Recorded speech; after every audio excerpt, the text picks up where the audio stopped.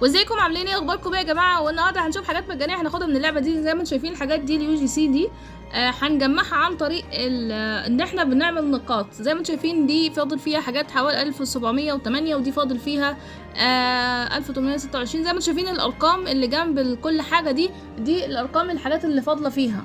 تمام. ازاي نجمع الحاجات دي والطوائق دي؟ زي ما انتم شايفين دي اخر واحده، دي خلاص خلصت، واول واحده خلصت.